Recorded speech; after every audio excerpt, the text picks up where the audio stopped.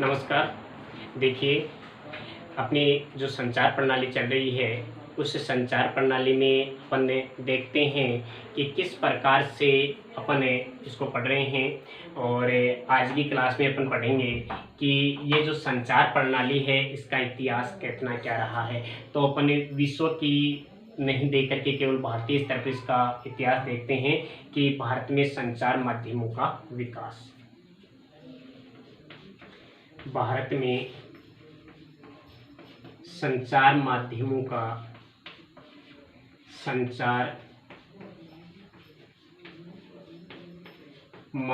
का विकास। देखिए, कोई भी विषय वस्तु या किसी भी चीज़ का जब आविष्कार होता है, कोई भी विषय वस्तु, कोई भी चीज़ जब पहल आती है, तो उसका कोई ना कोई इतिहास है, उसकी उत्पत्ति, उसका उद्भव काल, ये सारी चीज़ें होती हैं। वैसे तो देखिए बेटा, अगर देखा जाए तो आज जो अपने सामने भारत में जो ये संचार प्रणाली के जो साधन हैं, यह जो संचार प्रणाली है, इस संचार प्रणाली का विकास आज जो अपन वर्तमान में देख रहे हैं, चाहे वो भारतीय स्तर पर देखें, चाहे अपन विश्व स्तर पर देखें, तो इसका विकास वैसे पश्चिमी राष्ट्रों से हुआ है। कहां से हुआ है? पश्चिमी राष्ट्रों से इसका विकास हुआ है। जैसे बहुत से ऐसे विकसित राष्ट्र थे जिन्होंने बहुत समय पहले ही इस संचार प्रणाली का विकास कर लिया था। आज अपन देखें तो जैसे चीन है, इंग्लैंड है, ब्रिटेन है, अमेरिका जैसे जो राष्ट्र हैं, उनमें संचार प्रणाली का विकास से विकसित अवस्था में भारत से बहुत पहले हो गया था। तो अपन कह सकते हैं कि भारत में इस संचार प्रणाली का विकास, भारत में इस संचार प्रणाली की जो उद्भव है, संचार प्रणाली का जो विकास हुआ है, वो पश्चिमी राष्ट्रों से यानी पश्चिमी संस्कृति से ही हुआ। लेकिन भारत में भी इसका विकास कम पुराना नहीं है। भारत में इस संचार प्रणाली का, भारत में भी इसे संचार प्रणाली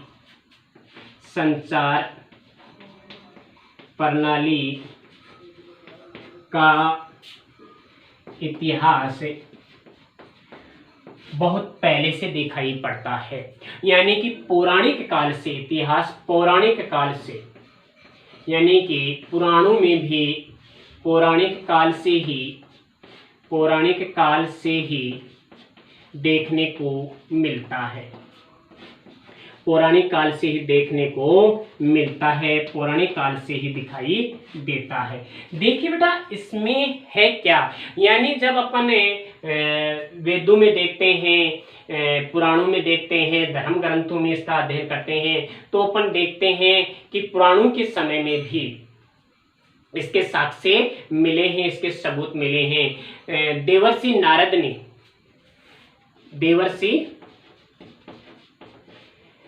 नारद ने धरती और स्वर्ग के मध्य, धरती एवं देवलोक कह सकते हैं अपन, हैं भाई, स्वर्ग हो गया, देवलोक हो गया, तो धरती एवं देवलोक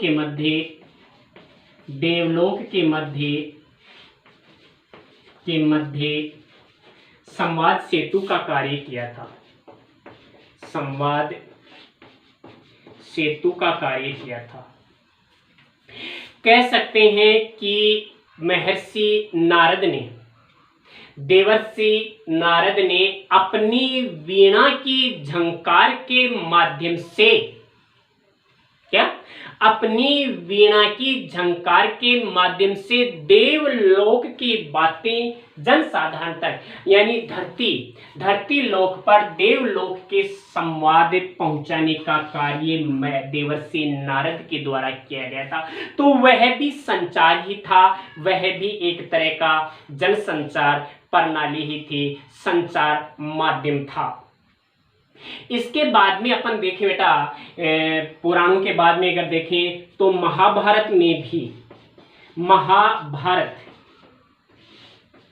महाभारत में भी इस बात के अनेक साक्ष्य मिले हैं, इस बात के अनेक सबूत देखने को मिलते हैं कि जो गांधारी थे और धृतराष्ट्र थे, उन्होंने युद्ध की झलक देखने के लिए या उस विवरण को सुनने के लिए एक संजय की परिकल्पना की गई थी। अर्थात महाभारत काल में भी संचार प्रणाली या संचार माध्यमों का विकास दिखाई पड़ता है। तो अपन कह सकते हैं कि भारत में भी संचार प्रणाली का इतिहास कम पुराना नहीं है। लेकिन बेटा आज अपन यदि देखें तो वर्तमान काल में यह जो संचार प्रणाली चल रही है, यह संचार प्रणाली मूल रूप से अपन कह सकते हैं कि ये पश्चिमी सभ्यता से या पश्चिमी राष्ट्रों से ही इसकी परंपरा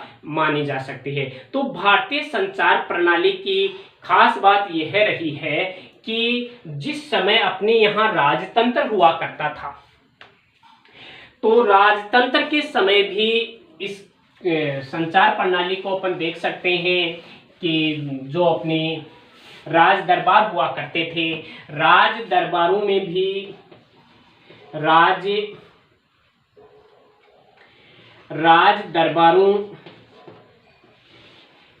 भी अनेक ऐसे संदेशवाहक हुआ करते थे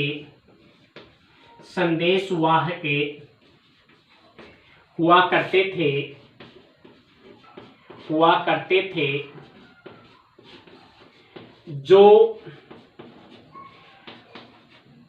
राज दरबार के संदेश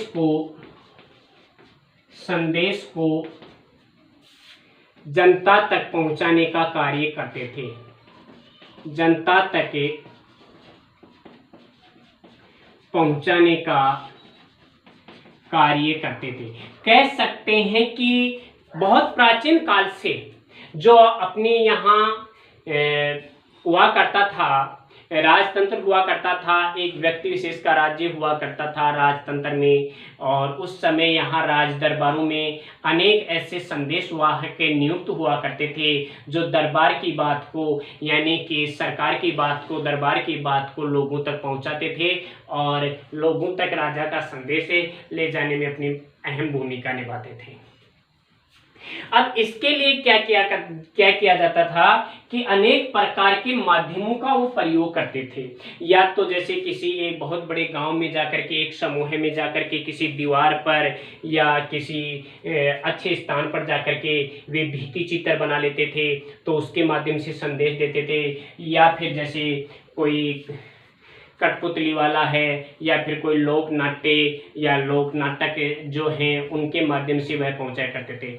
देखिए जो बेटा आज के इतिहास में अपन को पढ़ने को मिलता है कि जो भीमबेटका के जो चित्र हैं, किसके, जो भीमबेटका के जो चित्र हैं, किसके चित्र हैं, जो भीमबेटका के आज जो हमें चित्र दिखाई पड़ते हैं, ये भीमबेटका के चित्र भी संचार माध्यम के लिए ही प्रयुक्त किए जाते थे या संचार माध्यमों के रूप में ही अपनाया जाता था इनको। तो अपन कह सकते हैं कि इस संचार प्रणाली का जो इतिहास है वह कम पुराना नहीं है। लेकिन बेटा देखिए आज इस संचार माध्यम का जो आधुनिक रूप अपने सामने आ रहा है, यानी जो आधुनिक रूप अपने सामने आया है संचार माध्यमों का,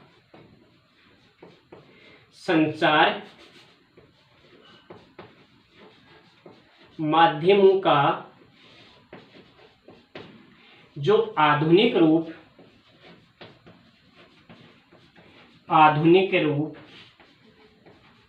अपने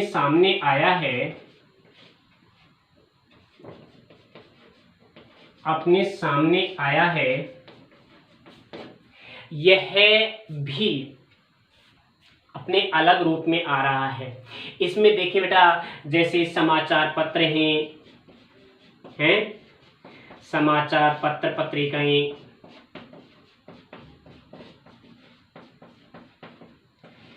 टेलीविजन है,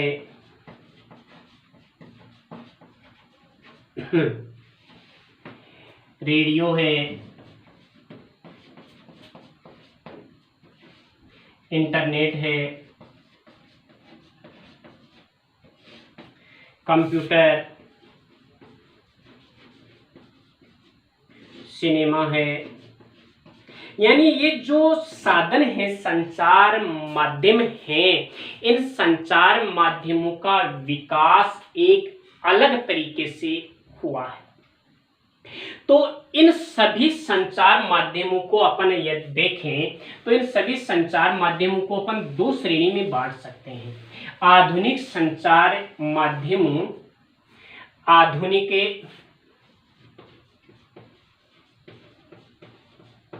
आधुनिक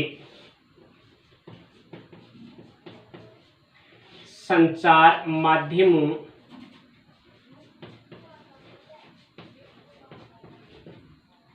आधुनिक संचार माध्यमों का विभाजन दो श्रेणियों में किया जा सकता है। दो श्रेणियों, दो भागों किया जाता है। अब ये दो श्रेणियां कौन कौन सी हैं अपन यहां देखें तो पहला तो है यहां प्रिंट मीडिया।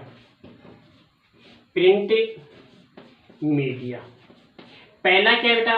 प्रिंट मीडिया है। दूसरा क्या है यहां? Electronic media.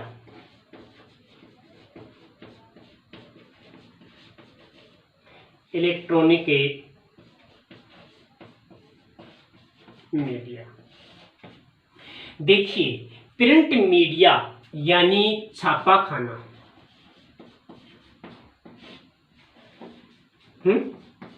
छापाखाना।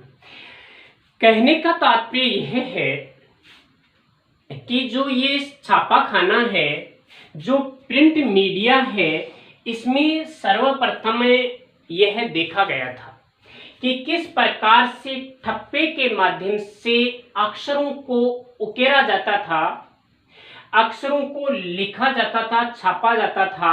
एक एक वर्ण का, एक एक अक्षर का ठप्पा बनाया जाता था और उसको जोड़ करके, उसको तोड़ करके शब्दों का निर्माण किया जाता था। तो ये प्रिंट मीडिया के अंतर्गत आता है। अब इसके अंतर देखिए, ये अनेक जो समाचार पत्र पत्रिकाएं हैं, अनेक जो समाचार पत्र पत्रिकाएं हैं, इन समाचार पत्र पत्रिकाओं का विकास इसी श्रेणी से के माध्यम से हुआ है। अब आता है इलेक्ट्रॉनिक मीडिया, यानी कि इसका इतिहास तो बहुत पुराना नहीं हो सकता। प्रिंट मीडिया का तो आज अपन यदि देखें तो लगभग 500, 600, 700 साल पहले का इतिहास अपन को मिल सकता है। लेकिन यहाँ इलेक्ट्रॉनिक मीडिया का इतिहास कोई बहुत पुराना नहीं है। यानी कि यांत्रिक माध्यमों के द्वारा, यांत्रिक मशीनों के द्वारा, यांत्रिक तकनीकी के द्वारा जब अपन अपनी संचार की प्रक्रिया को आगे बढ़ाते हैं, जिसमें टेलीविजन है, रेडियो है, टेलीविजन, रेडियो, इंटरनेट, कंप्यूटर, ये सारे इलेक्ट्रॉनिक मीडिया के साधन माने जाते हैं। कक्षा 11 के कक्षा 11 का जो ये संचार और जनसंचार वाला पार्ट है, इसमें सबसे महत्वपूर्ण यदि पर्सन बनेगा तो यहीं से बनता है। क्या? प्रिंट मीडिया और इलेक्ट्रॉनिक मीडिया के माध्यम से। तो अपन एक एक को पढ़ते हैं। सबसे पहले अपन पढ़ते हैं प्रिंट मीडिया। अब आप देखते हैं प्रिंट मीडिया के अंतर्गत समाचार पत्र पत्रिकाएं आती हैं। कौन आता है? समाचार पत्र पत्रिकाएं आती हैं। प्रिंट मीडिया, छापा खाना। तो अपन देखते हैं बेटा कि जनसंचार की यह सबसे मजबूत कड़ी मानी जाती है।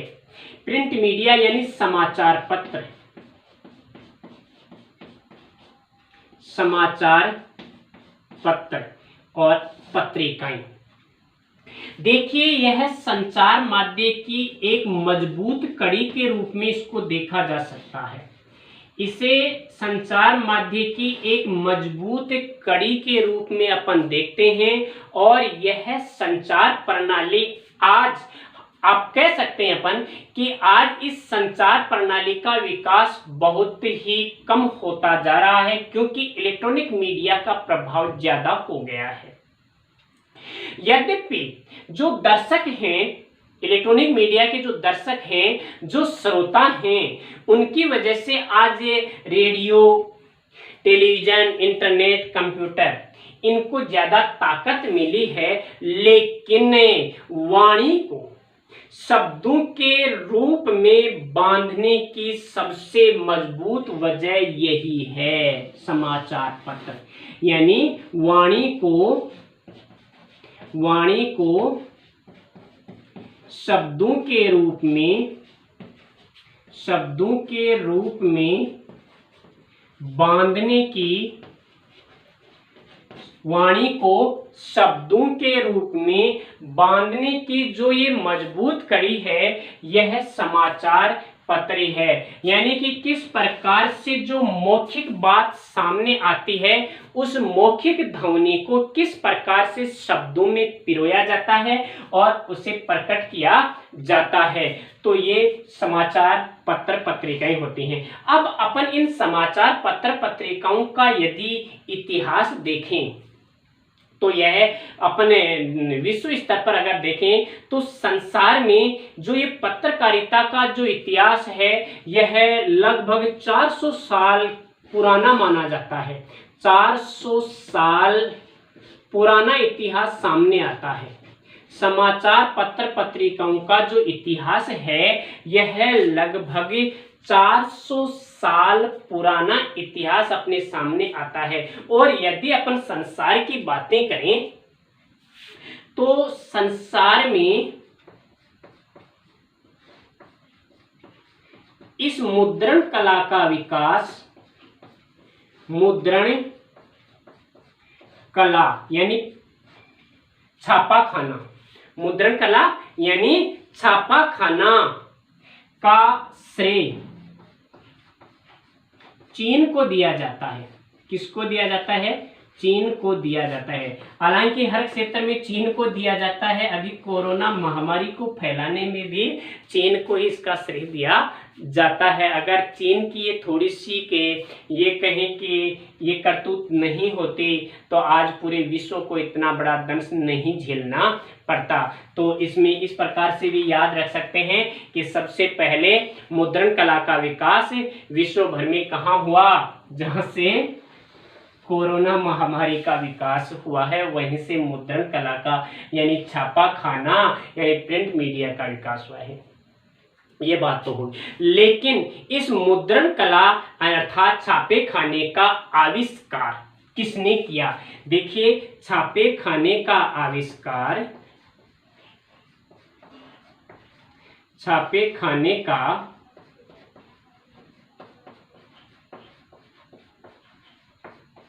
आविष्कार संसार में जर्मनी के गुटेनबर्ग, किसके द्वारा? गुटेनबर्ग के द्वारा किया गया था। छापे खाने का आविष्कार किसके द्वारा किया गया? जर्मनी के गुटेनबर्ग के द्वारा। जर्मनी के जो गुटेनबर्ग विद्वान थे, उनके द्वारा छापे खाने का आविष्कार किया गया है। इसके बाद में अपन देखें कि अब विश्व का तो हो गया, अब अपन देखें कि भारत में ये जो छापाखाना था, भारत में जो ये प्रिंट मीडिया थी, इस प्रिंट मीडिया का भारत में विकास किस प्रकार हुआ? तो अपन देखते हैं भारत में प्रिंट मीडिया का विकास, प्रिंट मीडिया का प्रचार प्रसार सबसे पहले 1556 ईस्वी में गोवा में ईसाई धर्मावलंबियों के द्वारा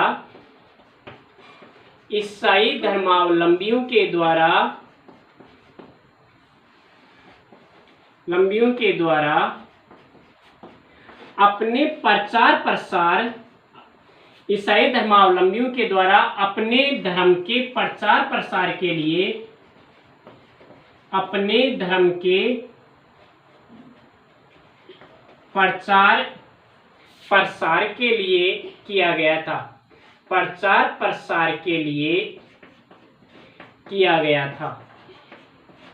ये प्रश्न आया था गत वर्ष कक्षा 11 की हाफ ईयरली एग्जाम में कि भारत में छापे खाने का आविष्कार या छापे खाने का प्रयोग सबसे पहले कहाँ किस रूप में किया गया। तो आप देख सकते हैं कि 1556 ईस्वी में ईसाई धर्म के लोगों के द्वारा, ईसाई धर्मावलंबियों के द्वारा अपने धर्म का प्रचार प्रसार करने के लिए कहाँ पर किया गया था? गोवा में इसका प्रयोग किया गया था।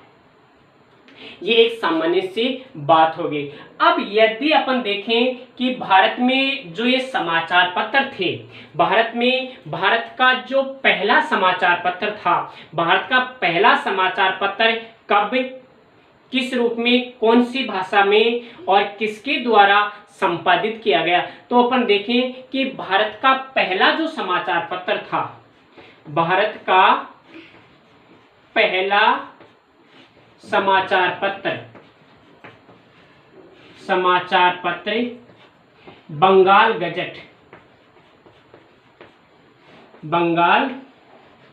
गजट था।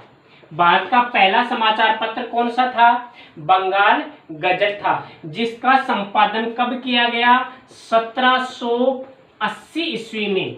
बंगाल गजट जो पत्रिका थी, इस बंगाल गजट पत्रिका का संपादन 1780 ईस्वी में कहां से किया गया? कोलकाता से किया गया। कहां से किया गया? कोलकाता से बंगाल गजट का संपादन 1780 ईस्वी में किया गया। और इसके जो संपादक थे, इस बंगाल गजट के जो संपादक थे, वे थे James August Hickey. James August Hickey, James August Hickey इसके संपादक थे। तो देखिए बेटा, प्रश्न आएगा भारत का पहला समाचार पत्र कौन सा था? तो कौन सा है? बंगाल गजट। इसका संपादन कब हुआ? इसका संपादन हुआ 1780 ईस्वी में। यह कहां से संपादित किया गया? यह कोलकाता से या कलकत्ता से संपादित किया गया। इसके संपादक कौन थे? इसके संपादक थे जेम्स ऑगस्ट हिक्की। और यह जो बंगाल गजट पत्रिका है, यह बंगाल गजट पत्रिका कौन सी भाषा में थी? अंग्रेजी भाषा में थी। तो इससे जुड़ी हुई 5 बातें हो गई। कौन कौन सी? प्रथम पत्र कब संपादित हुआ, कहां से संपादित हुआ, इसके प्रथम संपादक कौन थे, और यह कौन सी भाषा में संपादित हुआ था। अब देखते हैं, ये अंग्रेजी भाषा का था। अब भारत का पहला हिंदी समाचार पत्र कौन सा था? भारत का पहला हिंदी समाचार पत्र, भारत का पहला हिंदी समाचार पत्र कौन सा था? बताइए कौन सा है? उदंत मार्तंडे। कौन सा है?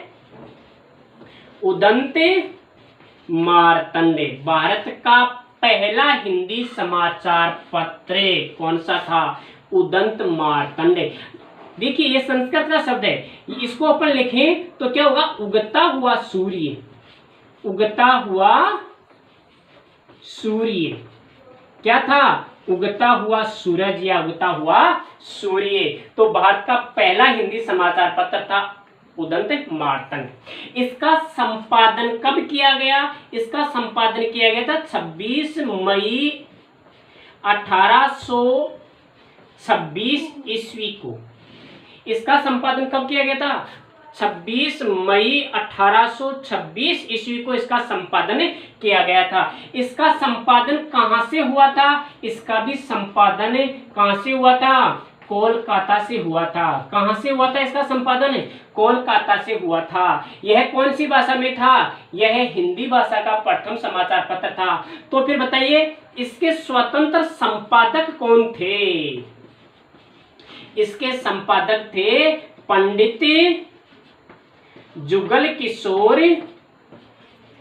पंडित जुगल किशोर शुक्ल। ये चतुर्वेदी भी मिलेगा आपको कहीं कहीं पर। चतुर्वेदी यानी ब्राह्मणों में ही आते हैं ये चतुर्वेदी, 4 वेदों का समाह।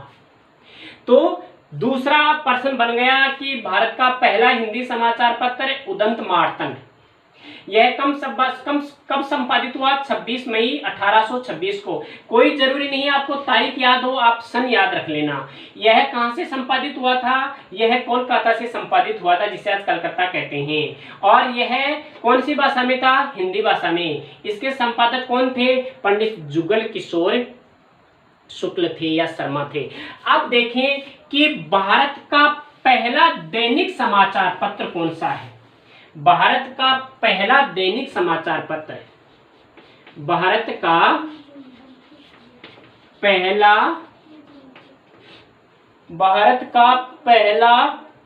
दैनिक समाचार पत्र,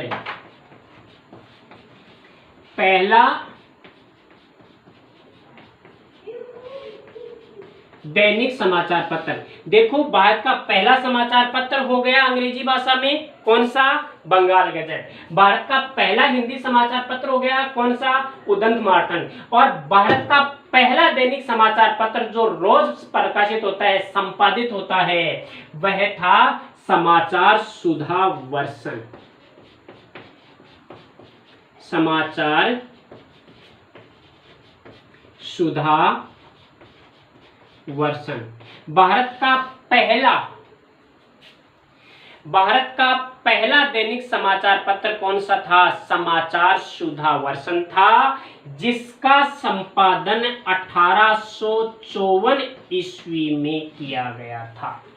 कब किया गया था? 1854 ईस्वी में किया गया था। किसके द्वारा किया गया था? यानी उनके संपादक देखें तो इसमें भी हो जाएगा श्याम सुंदर सेन। किसके द्वारा? श्याम सुंदर सेन के द्वारा यह संपादित किया गया था। इसके संपादक कौन थे?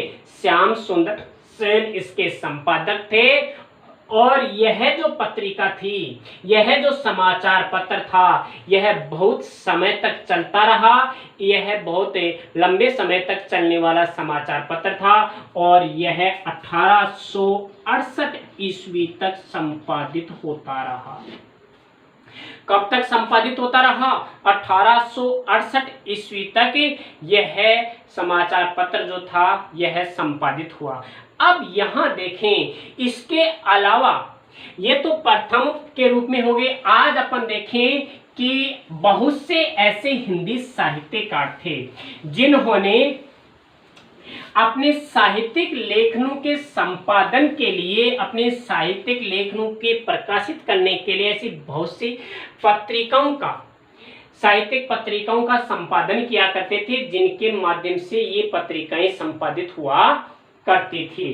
तो अपन देखें कि आज अपन देखें तो इनके संपादनों में जैसे बनारस अखबार है, मालवा समाचार है, समाचार सुधा वर्षन है, सुधाकर केसरी है, सरस्वती पत्रिका है, चांद पत्रिका है, हंस पत्रिका है, नवजीवन पत्रिका है, यंग इंडिया है, गांधी जी का जैसे हरिजन पत्र था, जैसे वर्तमान है, बंगदूत है, तो ये ऐसे अनेक पत्र पत्रिकाएं हुआ करती थी।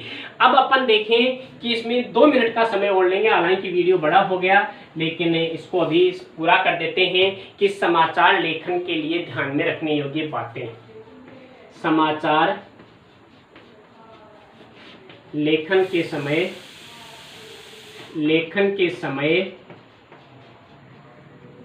समाचार लेखन के समय ध्यातव्य बातें। तो देखिए, एक जो रिपोर्टर होता है, एक जो संपादक होता है, वह इनका समाचार लेखन के समय कौन कौन सी बातों का ध्यान रखता है। तो देखिए, हमेशा जो रिपोर्टर है वो रिपोर्टर को समाचार प्रचलित भाषा में ही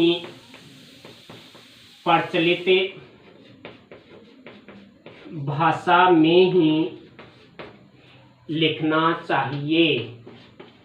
प्रचलित भाषा में ही लिखना चाहिए, यानी चालू भाषा में लिखना चाहिए, जिससे कि हर वर्ग का व्यक्ति पढ़ सके, अधिक पढ़ा लिखा भी पढ़ सके, कम पढ़ा लिखा भी जान सके, और युवा भी पढ़ सके, वर्ग भी पढ़ सके, शिक्षित भी पढ़ सके, यानी हर व्यक्ति उस भाषा को जान सके और उसमें साहित्यिक व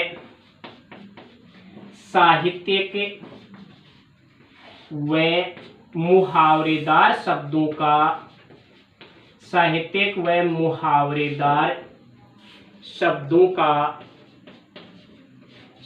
का कम से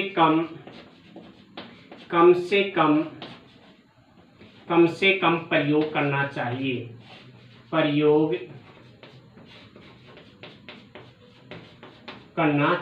तो पहली विशेषता होगी कि प्रचलित भाषा का प्रयोग होना चाहिए, साहित्यिक भाषा का प्रयोग नहीं होना चाहिए, मुहावरेदार शब्दों का प्रयोग नहीं होना चाहिए। दूसरी जो खास बात यह है कि शब्दों में व्याकरणिक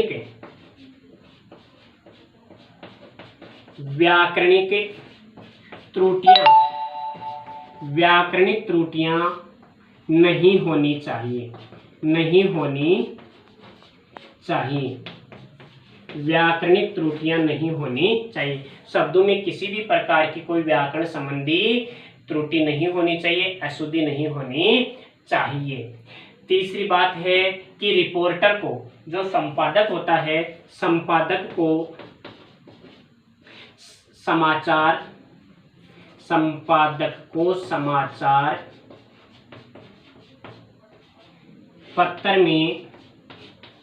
पत्र में समाचार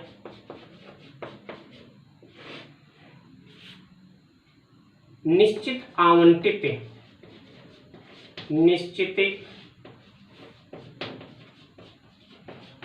आवंटित जगह पर ही संपादित करना चाहिए, छापना चाहिए।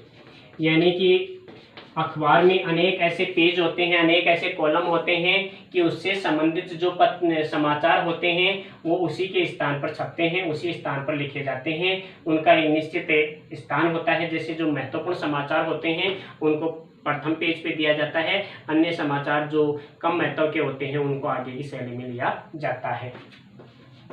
अगला और लास्ट जो ध्यान में रखने योग्य बात है वह यह है कि भाषा शैली में धारा प्रवाहिता व तारतम्यता होनी चाहिए।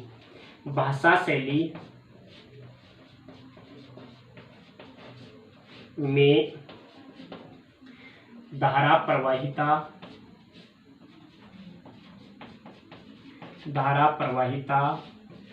व तारतम्यता होनी चाहिए। तारतम्यता का मतलब होता है कि जो वाक्य है उस वाक्य में शब्दों का विभाजन या शब्दों को एक निश्चित कड़ी में, एक निश्चित लय में होना चाहिए, ऐसा नहीं कि कर्ता कर्म क्रिया का स्थान बदल दिया जाए। तो ये थी बेटा कुछ खास खास बातें जनसंचार में जो प्रिंट मीडिया था, जो समाचार पत्र पत्रिकाएं थी, उनसे जुड़ी हुई। अब आगे अपन पढ़ेंगे रेडियो के यानी कि इलेक्ट्रॉनिक माध्यमों के बारे में, जिनमें रेडियो है, टेलीविज़न है, इंटरनेट है, कंप्यूटर है, सिनेमा है इत्यादि के बारे में पढ़ेंगे। धन्यवाद।